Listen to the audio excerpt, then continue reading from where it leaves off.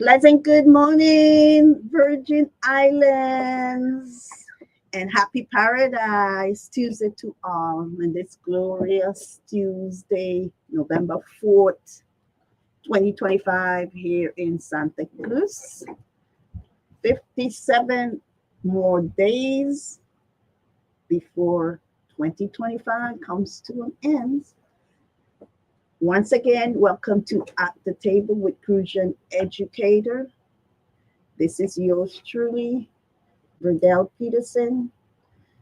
I am the host of this 1 hour radio talk show on the number one radio station in the Caribbean, WSDX.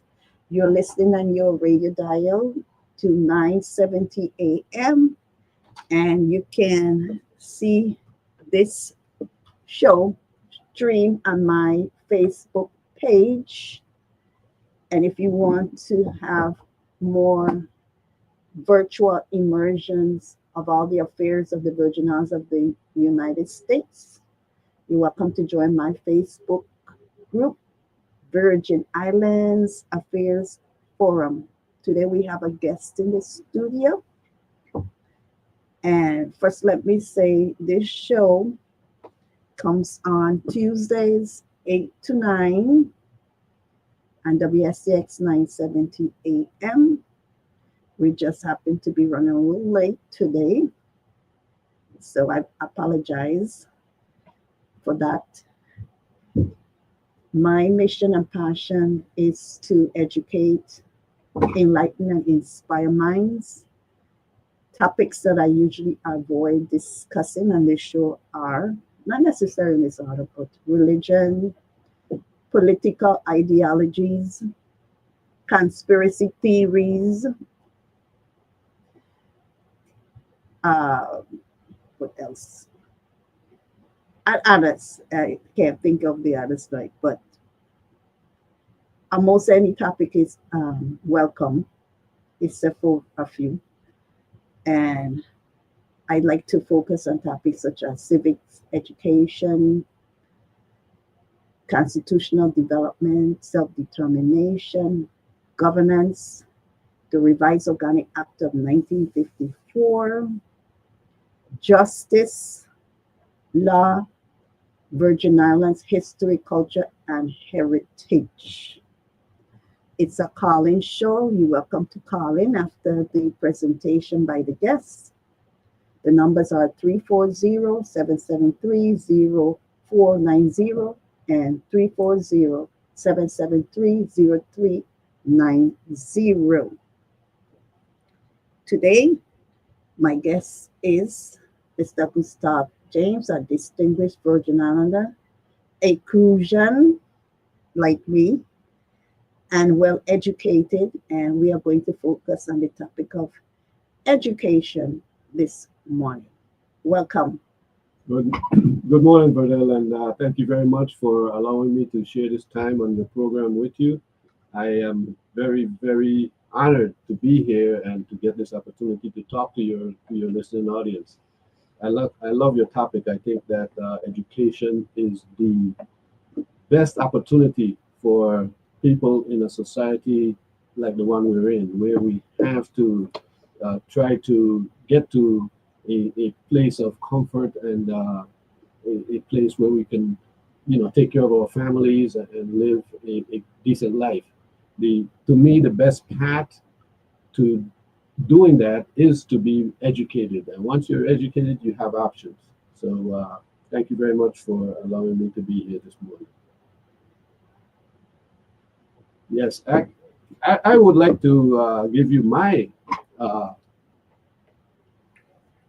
thing about education right now is something that I did develop over many, many years of trying to understand what's going on, because I have found that the education or the standards of our people is not improving. In fact, I think throughout, if you look at the United States as a whole, you find that education has changed somewhat, and you have more people who are literate at a basic level, but you seem to have less of the eloquence and the high level of knowledge that we may have had in the past. If you simply compare the writing of people from 100 years ago to the writing of people today, you find that the people 100 years ago seem to have had a better command of our language. I So, love the Bible. yeah, well, the Bible is Example. It's like a good thousands of years example, right? ago, right? That's It's well 4,000 years written. old. It's very well written, and but if you look at some of the things written in the past century by people, I mean, in the previous century by people such as Abraham Lincoln or Frederick Douglass or Yes. those types of people, Thomas Jefferson. right? Thomas Mhm. Jefferson as well. I'm very impressed by their writing, and I'm not as impressed of ourselves. I don't think that we have achieved that. However, the fact that we are educated enough to communicate well and to receive information that is imparted to us is good. And I find that in our society right now, the young people are not quite as well educated as I would like, but the social media, the different media advances that have taken place, puts them in a different world than we were in. Mhm. So things have changed.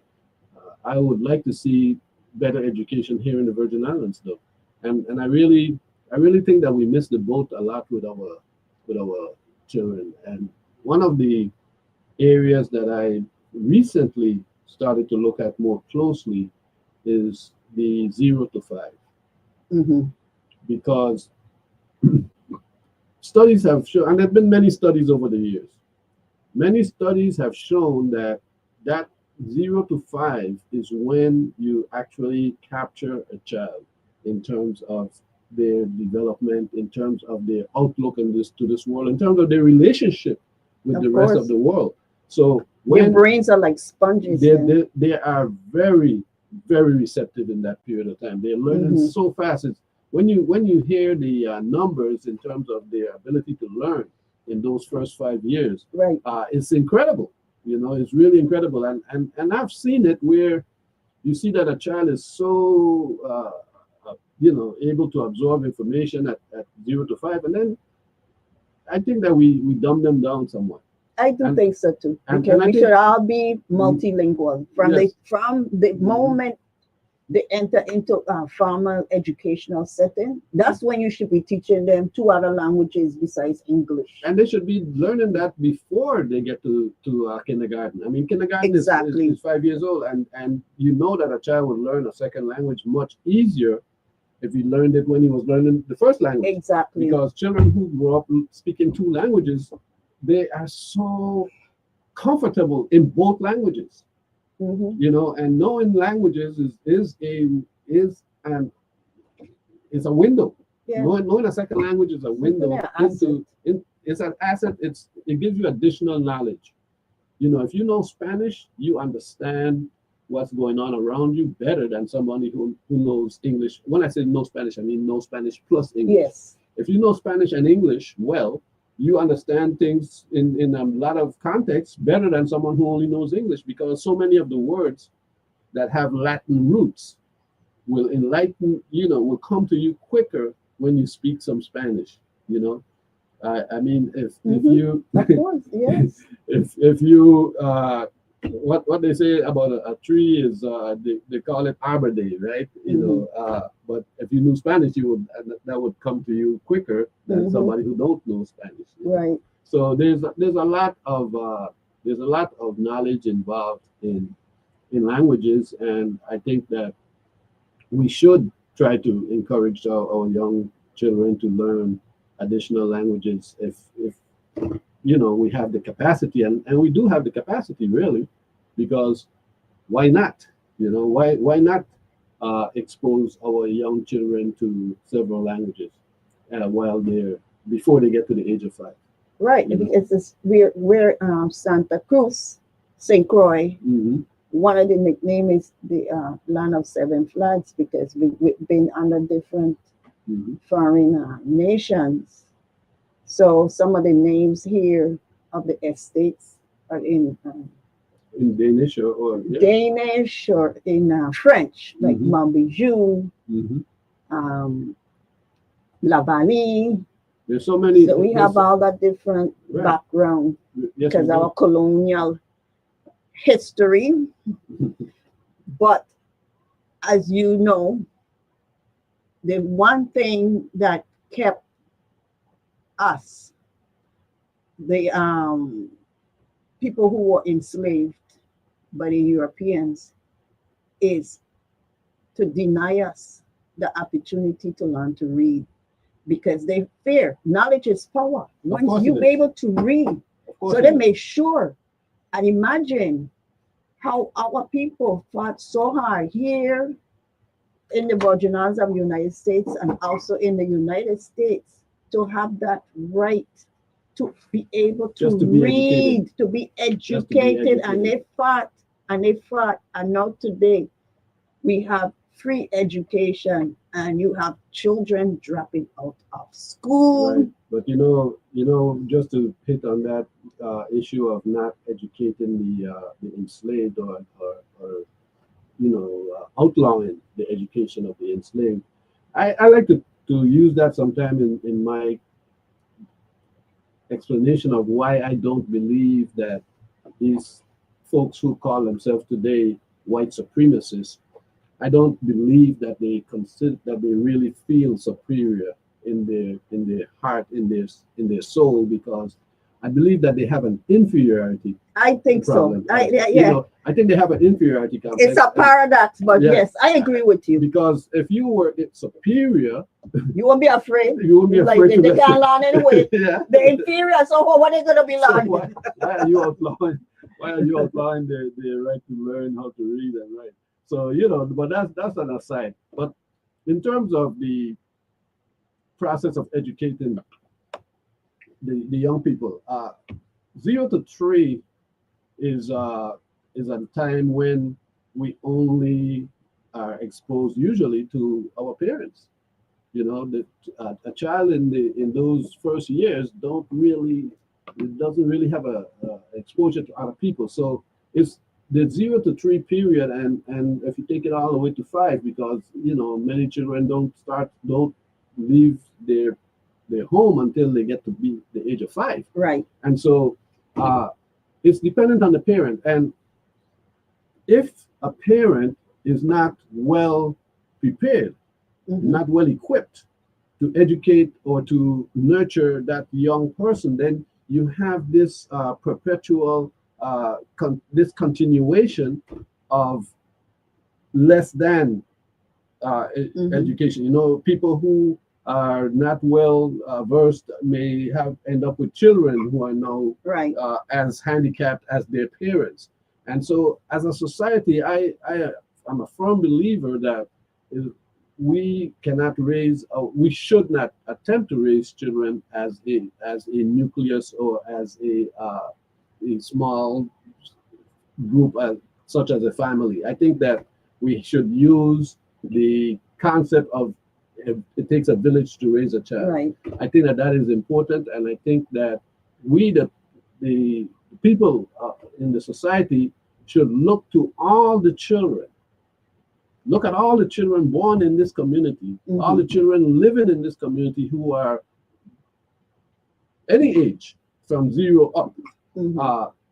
And we should ensure that they are getting the kind of exposure and education that they should get in order to make them the most productive, the most valued member of our society. So if we intervene more, Mhm. and that's my approach, is to intervene more in the young ages. Well, you have like Montessori settings. You Yeah. have private daycare Yes. where you could send a child from 2 years old, and Yes. they have teachers there. They're teaching them because I have a 4-year-old great niece, and she's learning a lot. She's going to this preschool. Hmm. And they learn a lot. They can learn. Yeah. Children can learn very high level mathematics even. at a very young Yeah, age. and they develop their Mhm. language skills Yes, they do. faster. They do, and they Faster learn, in, and in they scores. become good readers. Hmm. They become good listeners. To be able to listen is important, and to learn as you listen. So for us to intervene, but you saying this Montessori program is great, and I agree, it is great. Well, at least some of the ones that I've been exposed to. I had Hmm. one of my daughters that went to very good preschool as well, and I see it within my own children that preschool environment Hmm. was very significant and very important. And also, I was fortunate with my children that their mother could be at home with them for at least Hmm. a year. Right. And so if the mother could be at home for at least a year, that Hmm. helps also in developing children. Now, the problem we have, though, you mentioned the Montessori, Hmm. is this is not free. I know. There's a cost. And who has extra money these days? It's like, who is able to pay uh, for their needs? The private schools here are very expensive. Yes. The most expensive school on St. Croix is close to, it's about $20,000 a year per student. Well, Yeah. it's an investment. Well, Look at it. I'm not saying that it's not an investment. What I'm saying that is it a practical approach for us to uh, expect that the only people who are going to get the good education are the people who can afford to spend that money. What I'm saying is that we shouldn't limit the education of our young people to the pocketbook of their parents. I know. And And and that's so why I'm glad that there was legislation passed in which any person graduating from the public educational system here in the territory can attend UBI free for free, tuition that is with definitely a a step. minimum of a C average, Yeah, right? right. That, well, for them to get in, yes, and that is a definite step in the right direction. Uh, you know, and I don't know if you're familiar with Bernie Sanders, but he is one of the national leading politicians, and he's been saying for decades. In fact, even you remember a presidential candidate. He ran when Clinton was running for president the Some first green time. tea party or something like that. I don't remember what he called his party, but his name was Ross Perot. Oh yes, You remember Ross Perot? yes. Yeah, the rich guy out of Texas, I think. That's the one that was incarcerated when he ran. No, no, It no. wasn't he? I don't think so. Ross Perot was running with when Clinton was running, and he made a difference in the election because he got, like, of the popular vote in the United States, Ross Perot got Mhm. close to 20 million votes. Wow. He Okay. got close to 20 million votes, and George Bush, the first George Bush was the other. It was Clinton, George Bush, and Ross Perot. So Ross Perot got close to 20 million popular votes. However, with the United States rigged system of the Electoral College, he got Yes. zero Wow. electoral votes. I Which shows you the dysfunction in the system, right? I think that system is Yeah, it's very dysfunctional. Anyway, uh, Ross Perot had made a comment many times that I always remember. He always said this. He said it costs more money to keep a man in jail than what it costs to send a man to Harvard. And Harvard at the time and still is the yes. most expensive school maybe in Right. the whole world, definitely in the United States. But it's true, you know. That's crazy, isn't it? But it's Oh true. It wow. costs more money to send a man to jail than to send a man to Hmm. Harvard. And so, why are we investing in jails instead of making sure that we invest Right. in the education of our young people? Now, the but back to the beginning though. You can't go to Harvard if you didn't have a good start in Hmm. education. Recently I saw my daughter take the SAT, and I have a young daughter who's just in 12th grade. Okay. So so she just took the SAT and she scored very well. But she wanted to score even higher. You know, she wanted to be one of those people up there in the 0.01. Did she prepare for it on her own? She had tutoring? No, Or? she goes to a very good school, and she had, you know, all the preparation necessary. And like I said, she scored higher than just most people in the Virgin Islands. So I'm not complaining about her score. Mm-hmm. She was not satisfied with her score. And so she tried taking the test again. Mm-hmm. And she took the test like 2 more times. And her score kept coming out about the same place. And that's why I said to her, I said, listen, this test is not a test that you study for before the test. Mm-hmm. It's not. This test is a measure of your overall education for the past 12, 13 years. Okay. That's what it is. And it's a well done test. Mm-hmm. So that the fact that this test can repeat with you and get you hitting the same score, even though you've taken the test 3 times. That shows me what I took away from that experience with her is that the test is very well done, because the test is able to measure that individual consistently. That individual's level of knowledge and preparation is measured consistently by this test. So I felt like, yes, this test is good, and this test is based on your education over the past 13 years. It's well, and input equals output. Yes. If you take it in, and that's the problem, because you're in a classroom, formal education in a classroom. Let's say you have 20 students, you're teaching the same thing, they're receiving the same instruction. At the end of the course, you take the same test, you're going to get different results, because some don't retain, some don't follow up. Yes, but part of that problem of retention goes back to what we were talking about earlier, the 0 to 5, because the ability to retain in some of those children is lost. So if they didn't get that proper 0 to 5, when you come to teach them algebra in the 7th grade, they don't get it, and it's very difficult for them to get it. You know, I tried school teaching once.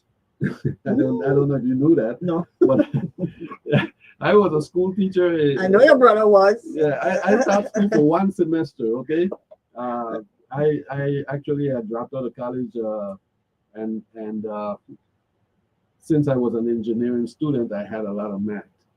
So the people at the school, they needed a math teacher, and they said, "Man, you got more math background than any teacher we have." Even though I hadn't finished college, I had taken, you know, calculus and many higher levels of math by the time that I decided that I wasn't going back to college that year. So I had this 1 year off, and I went to teach school. I was teaching at Plado Marco, and the group I was teaching was, I think it was from 6th to 8th grade in that age group. Definitely 7th and 8th grade, and I believe I had some 6th graders as well. But you know what? What I found out, first of all, I found out I'm not a teacher. It's not my profession. You know, it's not for me. I 1 semester was enough for me. But I also found out that the children were in such different categories in terms of what they knew and what they could learn, that I had to split, and the school hadn't separated them according to their level of competency. So I had to do that within each classroom. I had to separate my class by level of competency within each class, and I had like 5 classes. So within each of the 5 classes, I had like 5 different strata within the class, and I would teach the ones who were ready. Some of them didn't even know their times table. Well, I did the same thing, because my background is science. Okay, I could have become a pharmacist. My major was biology education. My minor was chemistry. Actually trained to become a pharmacist, but I decided, no, I want to teach. I think it's an exciting profession. I love teaching. And we need people like you, because people like you know, we have to have teachers. We have to have you. So yeah. But you're right, because when I was at the educational complex, that's when they started saying about inclusion. So I had students who would have ordinarily been in what you call the special education and they have to integrate into the regular classroom. Okay. I don't expect that person, that student, to get the same information the same way as a student. So I had to put them in groups. But what I did is the group had a leader. Okay, so each group had it was like a team. So they had to. That's great. That was a yeah. good idea. And I did group quiz. Okay. The team. Okay. The team took the quiz. No, listen. That's great. I'm glad that you used that innovation because that probably helped a lot of people. Because I know for myself when I was doing my studies, especially in the more advanced studies in engineering, solving problems as a group was very helpful. In fact, even though you may be the one in the group that knows the most, you still gain a lot from the group. Yeah. You know, and so I thought that working with a group was very helpful to me, and so I'm glad that you use that method with your students. And but as you mentioned about the SAT, we have other standardized tests. I read that the general adult literacy rate for the Virgin Islands is between 90 and 95, which is pretty high to me. But I believe we have functional illiterate. And why I say that is when it comes to like the police recruit taking tests, they perform poorly, or that time in 2012, I believe it was, when they had that thing with the on the ballot, where they had the party symbol. You had a lot of spoiled ballots because you didn't have tabulators there. You had a lot of spoiled ballots. People didn't read to say, well, okay, if you press the party symbol, you automatically don't have 7. Right. Some people say, right. You can't be adding any more after you press the party symbol. So to me, that shows that was a literacy problem. And as I hear often discuss, students in the public school system are not reading on their grade level. So how severe you think that problem is, and how you think it can be resolved? Well, there's a number of things. First of all, you said that the statistics show that we got like 90 to 95% literacy in the Virgin Islands, and the question is, what is the definition of literacy? Right. And I find that the definition of literacy used in determining adult literacy is not very objective. It's a more subjective definition, and so it can be, and it's very also difficult for them to tell you how many people, because they are not out here testing people. There's no test for all the adults in the society to determine how many are literate and how many are not literate. Now, I can give you an example from when I was running one of the major companies in the refinery. I was the general manager of CNC Construction, and we had up to 450 people in that refinery. And so in the 90s, the federal government passed a law that said that you must be able to prove that you have given all of your employees in this hazardous environment the necessary safety training for them to be safe in that work environment. Right. So in order, and you can't just say that you gave them the training, you have to prove it. Them. Yes. Well, that's what we came up with. Yeah. The only way to prove this, there must the evidence. There must be a test. Yes. You know, and I agreed. I said, I don't know any other way to provide proof that this person learned. They said you can't just train them. You have to make sure that they understood, and they are now trained in the safety requirements. And so, and also, you know, in the refinery, you got many different things. And for example, you have MSDS. MSDS stands for Material Safety Data Sheet. So every chemical, every substance that comes into that, well, not just in the refinery, any workplace today, you have these MSDS, Okay. the material safety data sheets.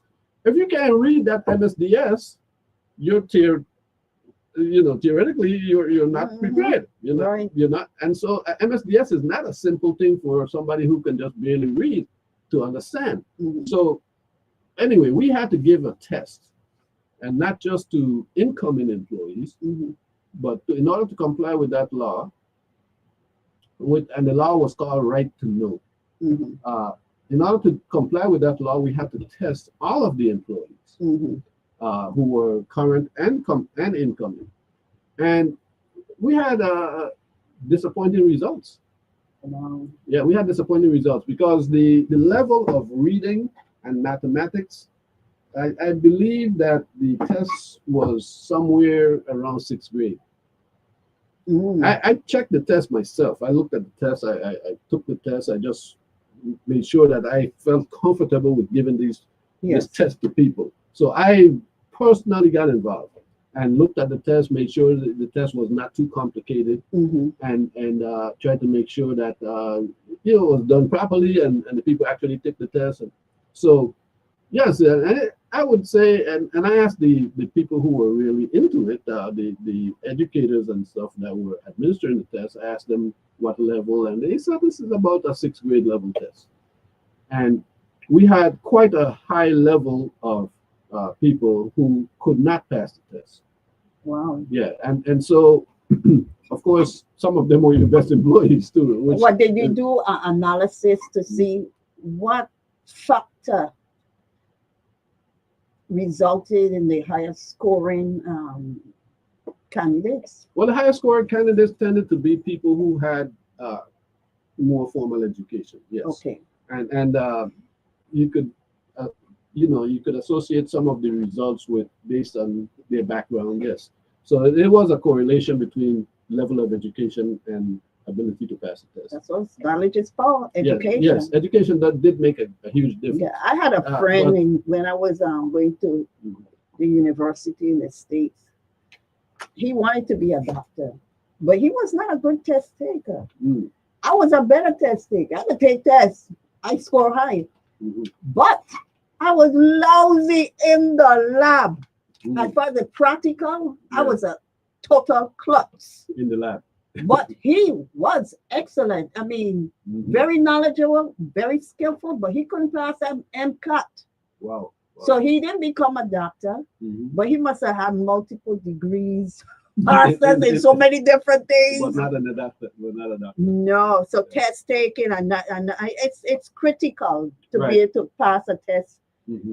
For some profession, obviously, you have to pass a bar exam to practice law.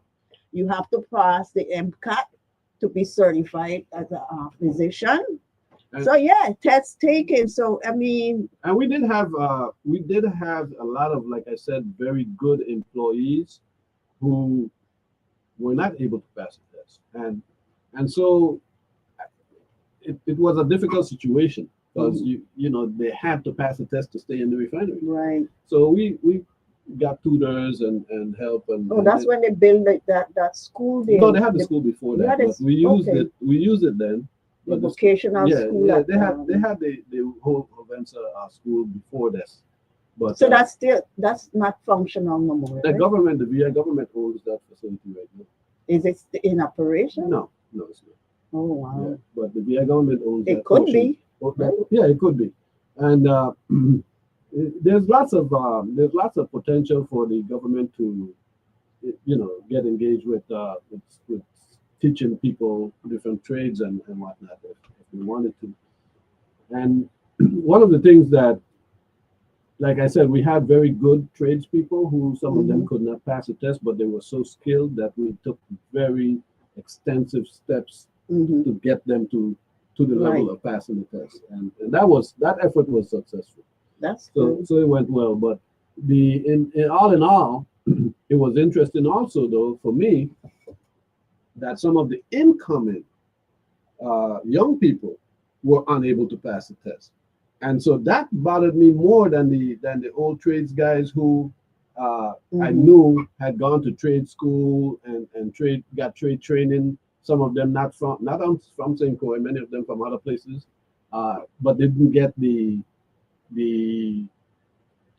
reading and writing and Right. arithmetic type training. Now, you would be surprised to know that to do a trade, a lot of the trades, you really have to have some math knowledge because you have to be able to add, subtract.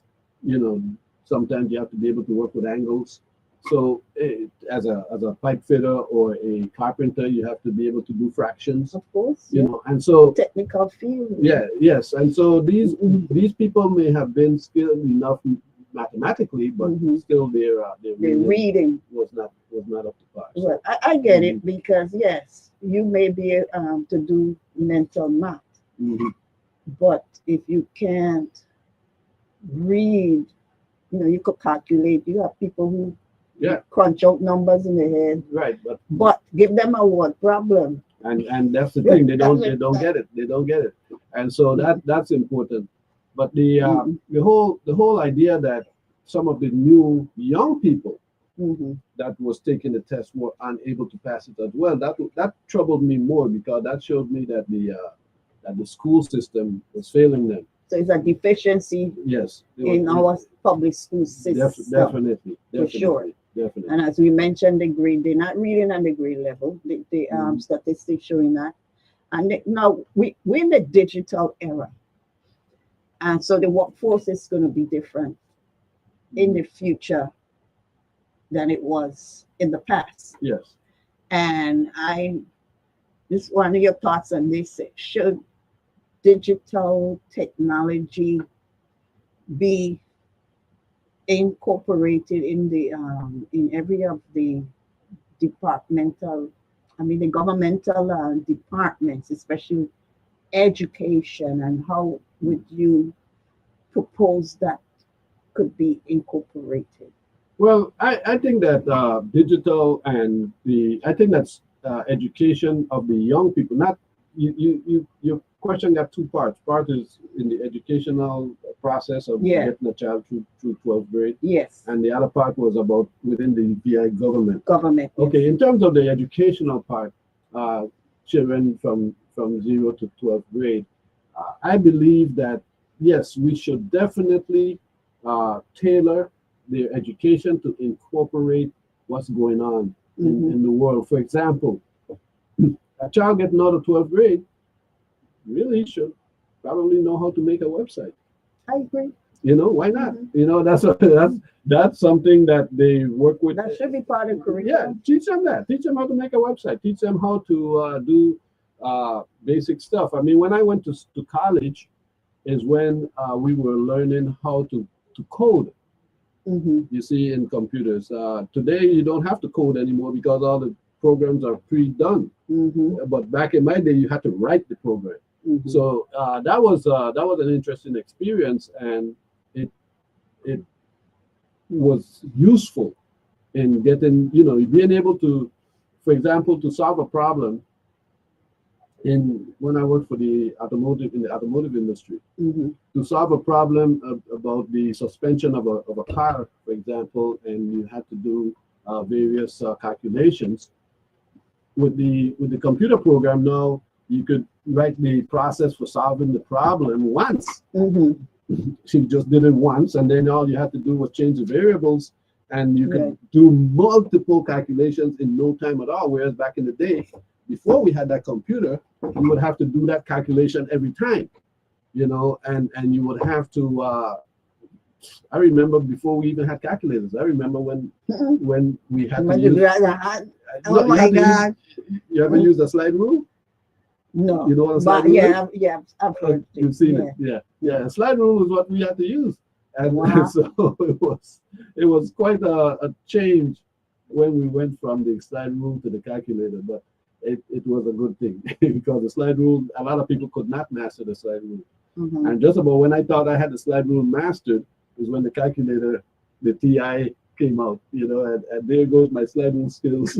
And then today, you could go back and get your GED, but it is harder to get a GED today Mm-hmm. than 10 years ago. Oh, Because, yeah? yes, Okay. I didn't know you that. got to know your stuff. To me, if you could pass a GED, Mm-hmm. you definitely ready for college. Okay. Well, Definitely. well, I'm And I glad. I'm believe glad. that's what should be given Mm. to all High seniors, school graduates, all of just them. as a measure. Yeah, just to make Not, sure. not a requirement to get Mhm. your diploma. I think there should be two. Right. There should be one that shows how proficient you are, Mm-hmm. and then you could take it to employers. You could take it to the it's kind of like in lieu of the SAT, Right. The SAT is a good measure. and Yeah. also your regular diploma to show Right. that you completed high school. Okay. No, you're right, and you know, the SAT is a test that the numbers they use is like up to 1600. 1600 is a perfect score. Mm-hmm. If you get, I think it's about, I think the average student gets somewhere between less than 1,000. The Mm-hmm. average is Right. somewhere between Yeah. 900 and Those 1,000. are geniuses who get like 1600, perfect scores. 1600 is somebody who is very well educated and in the system. Yeah. You know, it's not necessarily in everything, but in that system, that person. Mm-hmm. But if you get 13, 1400, you're also up in the 90s Mm-hmm. in terms of percentile. You know, you've done better than 90 something percent of the other students. But nonetheless, if there's a lot of students in the Virgin Islands getting less than 900, and that is not good, because when you're under 900, it's showing that you, first of all, you're less than the average in the United Mhm. States, but you're also not really able to do certain things, you know, and so your proficiency level is not good enough at 800 and something. You think they use a digital technology to enhance the performance on SAT? I think that you need to make sure that the person is learning Mm-hmm. certain things. For example, if you use too much digital, then that person gets to answer questions without actually knowing. Mm-hmm. For example, if you are able to use AI, Mm-hmm. like they got this thing that you know, if a student was able to go into a test with their phone, Mm-hmm. they could answer every question.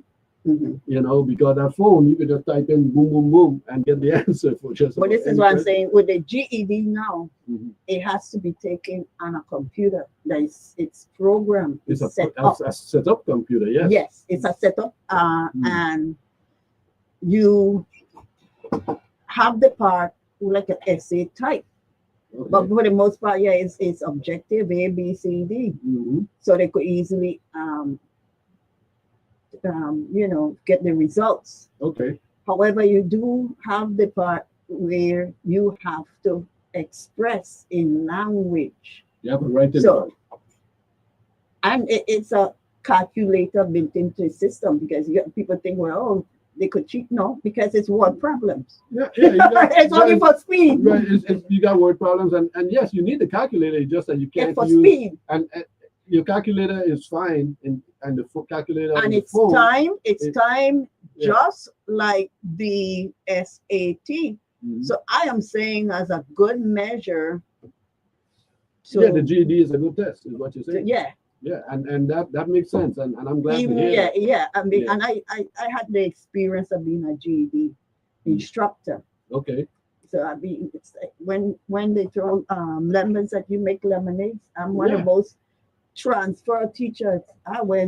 They had junior high school, alternative What happened? education. What happened? Why was this going on with you? Why were they transferring you from place to place? Were you not like playing ball? Well, Yeah, well, I don't know, that's Mister. right, In right. one case, here it is. I was penalized because all my students were passing, including so-called slow ones passed my class. I'm like, because I met them where they were. What you want? You would have been size 5 if you were failing. I'm teaching science. It's not like I'm teaching English literature. I'm teaching science. I'm doing practical. Yes, yes. So, but anyway, so I had the opportunity to be a GDA instructor, and definitely I implemented some of the digital technology because I could have sent the student could have sent me the answer to the homework by Yeah. text. I grade it. I give them the results. So learning took place, distance learning. I utilize. So if you couldn't come to class all the time, that doesn't mean the learning process is on pause. Right, It right. continues. And that's the beauty of today's technology is that you could do so much more. You know, Yeah. I sometimes wonder because I would say I would categorize myself as someone who was curious Mhm. in my youth, and I think that if those tools that are available today were available when I was young, it would have been great for me. Mhm. I think I would have loved it, but not everybody is like that. But I think that these tools give you a lot of potential. I Mhm. mean, look at how much time we had to spend to get information in the Right. past versus how quickly you can get that No, a information click. today. You remember the And Britannica yeah, encyclopedia? yeah, the encyclopedias and then and the library, you know, and the dusty books. Yeah, the books isn't they obsolete now. We invented The the dusty books and the library shelf. electronics. You had to learn what they call that system in the library for put how you place the books. Oh, microfiche. No. There's a library cataloging process. I can't even remember the name of it right now. Uh-huh. Where you how you figure out where a book is Oh, based on this process. well, we're now in the digital era, Yeah. and we are at this point too when we are presently the Virgin Islands of the United States. Yeah, there you go. It's the Dewey Decimal System. That's what I was trying to Ah, remember. okay. So we now have the sixth constitutional convention, and there is the Standing Committee on Education and Public Information.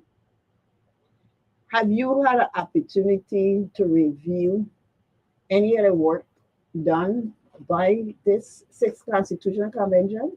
I have to admit, right? I have to admit that I have not been following the progress of the Sixth Constitutional Convention, and I really didn't follow the previous one that closely either. And I have a serious problem Mm-hmm. with our constitutional conventions, our constitutional aspirations. I just feel like it is contrary to what I consider to be the principles of humanity today and the principles of the United States of America, where government is by the people, for the people, of the people. Right? And we in the Virgin Islands are not Mm-hmm. equal citizens of the United States. And so for us to have a convention where we're going to have our people go out there and draft this constitution for the Virgin Islands and put all this stuff in there. And then when we have done this, we have to send this document to this place called Washington, where these people who are not us, Uh-huh. are going to review our constitution. That's right. And tell us whether it's okay or not. I can't be a part of that because I feel so opposed to it Mm-hmm. as a principle. I just don't feel like I should accept an inferiority Mm-hmm. position, an inferior position. Right. I really don't feel like I should accept it or acknowledge that it's okay by giving them my constitution for they to approve. If I have to do that step, I'm not going to be able to participate in it. Because to me, if the Virgin Islands is a people like everybody else, Mm-hmm. you draft your constitution. Yes, I can see the constitution going to the main body of the Congress. Mm-hmm. But the problem I have with that main body of the Congress is that we are not part of it. Right. We just have we elect a delegate to the House of Representatives, who does not have voting privileges. No, she does not have voting rights. Okay, rights. I'm You know, sorry. she does not have her voting Right. rights. She cannot And vote. we, therefore, do not have our voting rights. We do not So- have our representation. And that's And- why and so- education is important for Mhm. us to understand. That's why I mentioned earlier. That's one of my topics: civics education. Mhm. We have to understand. At present, we are being governed by a document that wasn't written by us. No, we are colony. We are And- colony, and essentially. We so- are colony. In a Yes. nice fancy term, it's an unincorporated territory of the United States. Right, but it's a In colony. plain English, Mhm. it's a colony, and we do not have all the same rights as Americans residing in a state. And just not, and to put it in context, to put it in, compare it to the rest of the world, we're one of the last colonies on the planet. So we need to take note of that. Mhm. And I keep saying, I've said it so many times, but I have to say it again. One of the reasons why we stay in this colonial status Mhm. and accept it is because we are not mistreated. You see, the United States government doesn't necessarily mistreat the Virgin Islands. The United States government treats us like little children. Mhm. So you got little children, it's time for them to eat, Mhm. you pass out the food to them. When Right. it's time for them to sit down, you tell them to sit down. Time for them to stand up, you tell them to stand up. But they get in their food and they get in their shelter. And so we accept that childlike existence Right. from the United States. And I, a friend of mine We just become recently- less Mhm. self-sufficient. Right, That's what and it a is. friend of More mine- dependent. Right. A friend of mine recently just said to me, if you want to, the best way to keep somebody helpless Keep feeding is them. to feed them and to do everything for them. So that's where we are in the Virgin Yeah, Islands. we're not getting Mhm. helping hands. We're getting handouts. Handouts. That's what it is. Handouts, and it in out of itself makes us helpless. Exactly. And You know, the and that is the big governor problem. made a statement. Mhm. This is what I heard. I didn't actually hear him say Mhm. something to the effect that agriculture is like a hobby here. And I said, to me, I see an element of truth there, because every time it comes, like when we talking about agriculture, I know it's a situation with the SNAP. Mhm. We don't produce enough food here, and this was once the bread basket of the Caribbean, Listen, particularly St. Croix. And I'm like, I hear people talk about agriculture. They do a lot of talking, no, but agriculture. actual Yeah. in practice, Well, the I question, don't see. but and I gotta say that I have to agree with the governor to some degree. Yeah, Well, to if some he- if- degree, if I he say. made if he made that statement. If he made because it, I heard he I don't made know, it. I don't know. didn't hear the statement, but I kind of agree with that statement in the sense that we do not have an agricultural sector that Mhm. can really be looked at as being a viable, strong part of our Right. economy. So we do, and we're exposed. We are vulnerable because this thing about being able to feed yourself, especially when you're a little island. I mean, Not grow marijuana. You can't eat the marijuana. I Well, mean, yeah, you maybe could make some marijuana tea, mhm. but real food. No, marijuana is one product, and I'm not knocking the No, product. I'm not just knocking. saying, I'm I'm just just saying saying that it's one product, but it's some not. people are It's more not willing gonna to grow keep that. you alive. Yeah, right. They Because more grow up marijuana weed than, and so let me put some tomato seeds in a pot and do it. Okay. well, come on now, you know what marijuana sells for a pound compared to what tomatoes sell for a pound. Come on now, let's do the math. If you gotta grow something, you want to get paid, right? Right. Okay, so if you're gonna grow tomatoes, you gotta grow a whole lot of I tomatoes know. to equal 1 pound of marijuana. So that just be aware that the person who's making that decision Mhm. is doing it probably from the economics. Yeah. Yeah. Of And course. so I don't fault any farmer for Mhm. using economics in their planning. And so you have to have a system that allows for that tomato farmer Mm-hmm. to also profit and be able to sustain their business. If the marijuana farmer can sustain his business and the tomato farmer can sustain his business as well, then we're in a Mm-hmm. good place. But if we're in a place where the tomato farmer cannot sustain himself, but the marijuana farmer can, we're in a compromised position because we need the food. Right, but you're a farmer, right? Because I've Yes, seen you. You yeah, have a what is it called?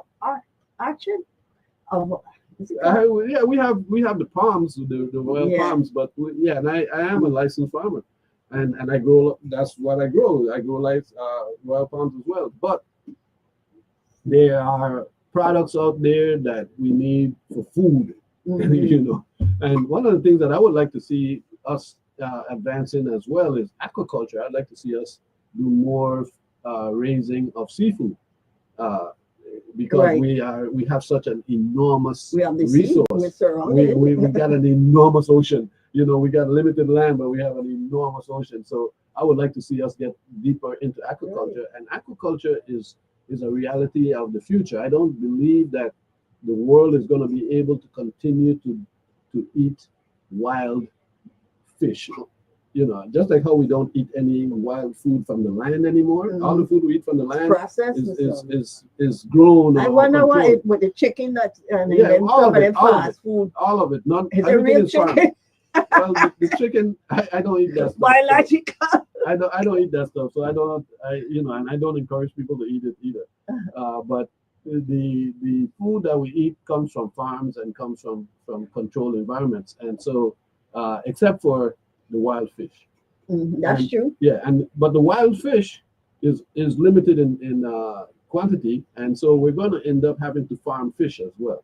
We farm a lot of fish is being farmed already, Well, I but in don't the like the Virgin Islands, taste of the one tilapia. well, that's tilapia, but you might not realize how much farmed fish you actually eat. Salmon, probably. Salmon, a lot of I salmon is see some of farmed. them A packages lot of say salmon is farmed. A not. lot of They the say not farm yeah, raised. they have to say not farmed because there's so many that are farmed. A lot of salmon is farmed. I think some of the snapper is farmed. There's a lot of fish that's farmed right Mhm. now, and I think that the Virgin Islands should position itself in that industry because, like it or not, that's going to be one of the major industries going forward.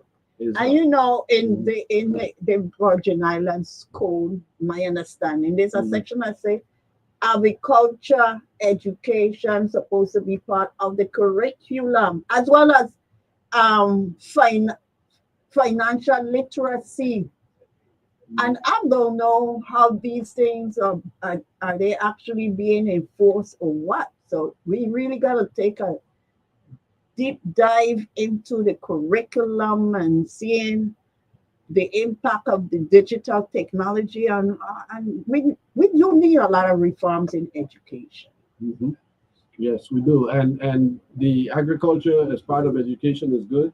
I always find that I Mhm. always feel like Okay, the we'll wrap it up. vocational Uh-huh. schooling is good for all students. What I found is that if you teach a student uh, to do something physical, like if you have a carpentry class, that student is going to learn his mathematics much better. I totally agree. And because you got to get the angle right on the legs of the chair. You Right. got to get you got to get the height right, and so you got to add these fractions and do Show these angles. me, don't Yeah, just tell me. right. And Show by me, having and to I do could it, learn better. and you learn much better. So I think that vocational training is great for everybody. Yeah. You should just have at least one or two vocational classes in your But I school want to time. thank you for Mhm. this enlightening experience today Well, thank you and very at much. the table with Crucian Educator. And we'll be hopefully back here next Tuesday. I thank all those who are listening. And remember, you can go to my Facebook page. You can put your comments, and if you join Virgin Islands Affairs Forum, live, listen, learn, love, and meditate.